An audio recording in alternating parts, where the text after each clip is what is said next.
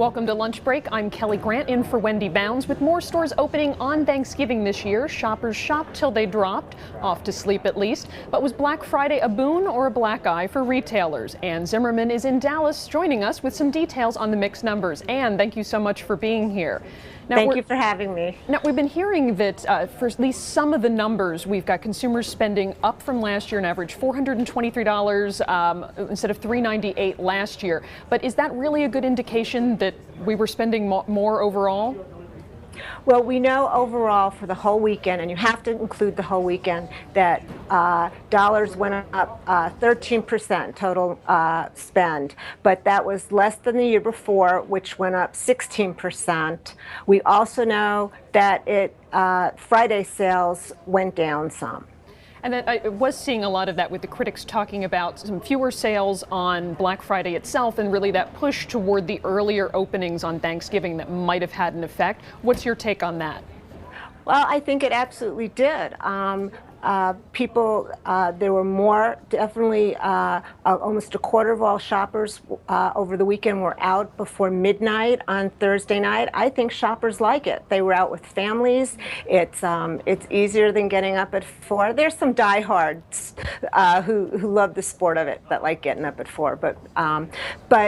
So then Friday morning was a lull. Mixed reports about Friday afternoon. Some felt that the crowds came back in the afternoon, but the numbers show that there was a decline on Friday. So are we really getting more? Are we stretching it out?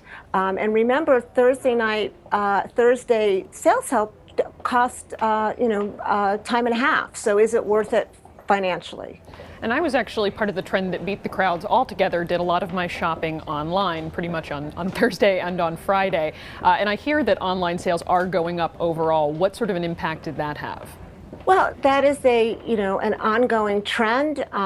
They hit some records, over $1 billion spent just on Friday.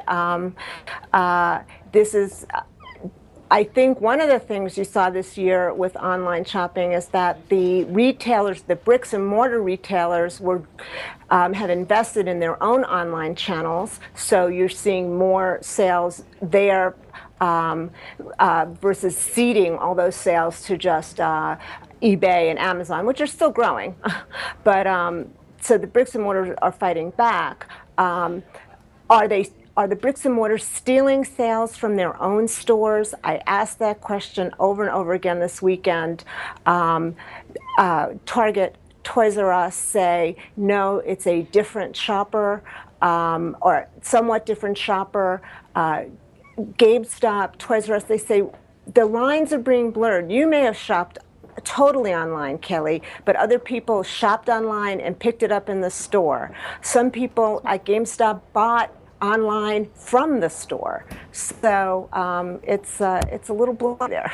And then, of course, today we do have Cyber Monday going on and some expected sales there. Do we think that it's going to continue the momentum from the weekend, or even here, some people, it's not even a holiday, really? We thought that Cyber Monday was gone. It was started in part, kind of a made-up holiday, but it was when people didn't have as many computers at home, so they went and they, shopped online at the office. But last year, Cyber Monday I was told, was the largest sales day online during the holiday period, and the National Retail Federation thinks that it's also going to hit another record this year. And what retailers are doing, they've held back some of their discounts, Kelly, so go back on today and see if you can find some more. And this is one of the things that they're doing to sweeten it. They are free shipping with no minimum order, fast and free shipping. So we'll see if today continues the momentum. Great. Well, thank you for that excellent shopping advice. You heard it from Ann. We should all be going back online today, and we'll have more details in today's paper. Thank you for joining us.